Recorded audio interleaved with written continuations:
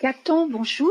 Merci de m'accorder un petit peu de temps dans le cadre de cette fameuse exposition que tout le monde attend au château de Saint-Jean-le-Blanc.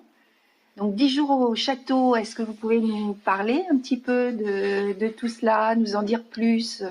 Donc je suis invité d'honneur et vraiment c'est un beau cadeau que me fait Gilles Bastide, puisque c'est Gilles Bastide qui organise avec Ludovic Pourreau. Donc on est plusieurs artistes à exposer.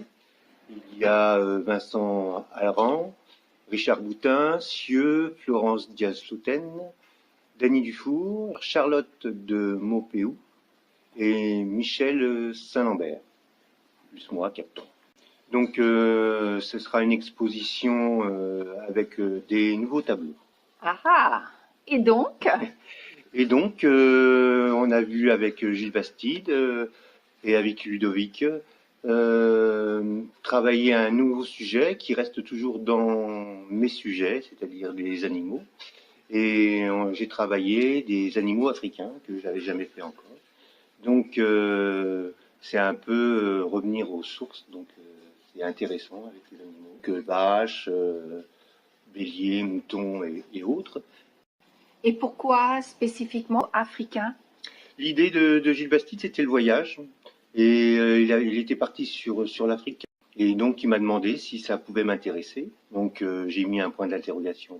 Je voulais pas les guépards, les éléphants, les zèbres qu'on voit assez souvent, les lions. Je voulais vraiment quelque chose qui était plus basique, plus proche des gens.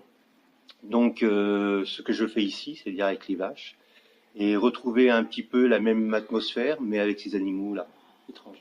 Oui, on va retrouver encore donc les animaux qui interviennent pour, à la place, au service de l'homme, interviennent ou intervenaient. C'est ça, toujours la même démarche avec les bergers, les gens qui marchent, une relation avec la terre qui est toujours là. Et puis l'interrogation sur la place de l'homme, sur sa légitimité à agir sur la planète, à interagir sur ces animaux. C'est ça, oui, c'est avec, c'est vrai qu'on parle beaucoup du climat en ce moment, donc se tourner un petit peu, il y a quand même pas mal d'espèces qui disparaissent aussi, donc. Vous faites le porte-parole en fait de ces animaux? Oui, redonner cette dimension qu'ils ont naturellement et qu'on oublie petit à petit, peu à peu, avec la démarche d'aller dans les grandes villes et de savoir d'où on vient.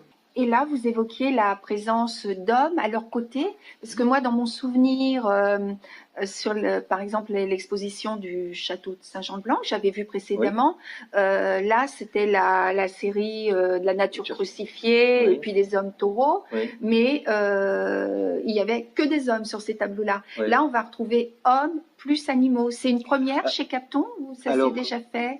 Oui, ça s'est déjà fait, mais là, ce sera toujours donc les portraits.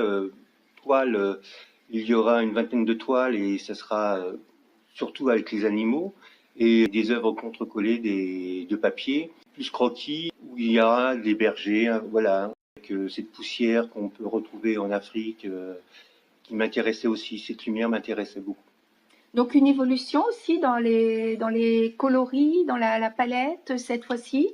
Oui, ça change aussi, ça donne une autre envie, d'autres envies, d'autres ambitions. Là, pendant 10 jours, en fait, tout le château est investi par les artistes qui ont été choisis, réunis par Gilles Bastide.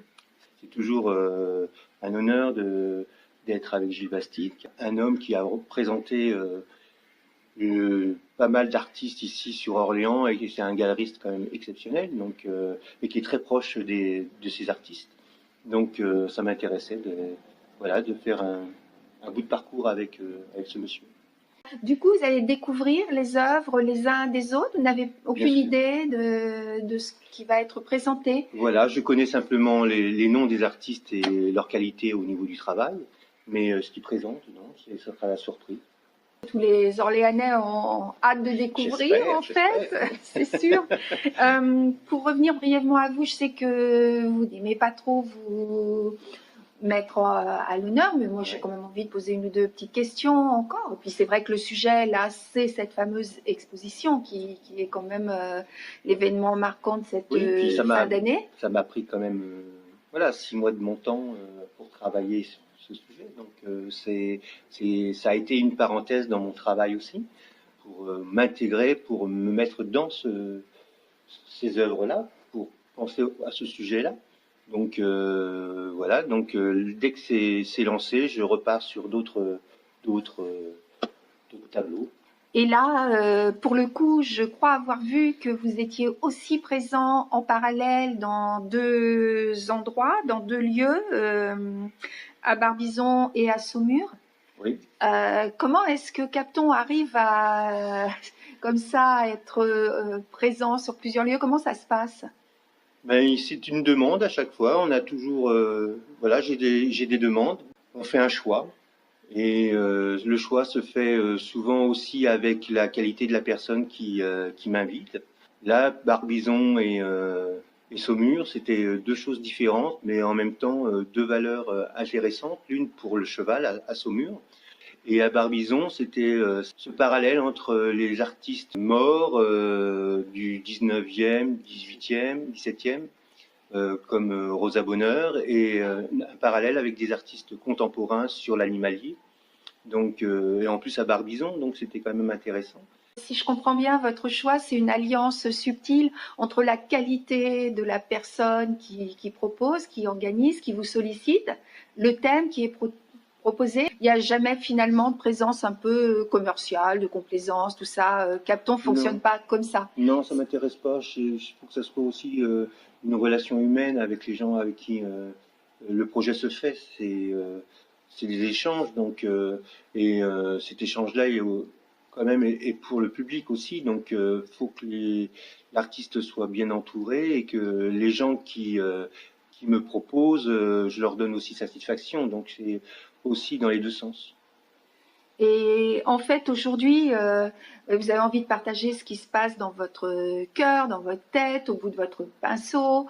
Les personnes qui ont envie de vous rencontrer, on va dire d'une façon un petit peu plus intime. Dans l'immédiat, le rendez-vous à ne pas oublier, c'est les 10 jours au château, du 6 au 16 décembre, où vous êtes invité d'honneur en compagnie d'artistes de qualité. C'est ça, c'est l'écurie de Gilles Bastide. Pour conclure, Capton, oui. Là, bien entendu, il y a l'exposition, la possibilité d'acquérir, de voir les œuvres et tout cela, mais plus tard, lorsque c'est achevé, comment le public peut-il vous suivre ou vous contacter? Il y a le site, donc www.capton.eu, ou alors par mail, capton@orange. Nous savons tout grâce à vous, précisément. Merci à vous.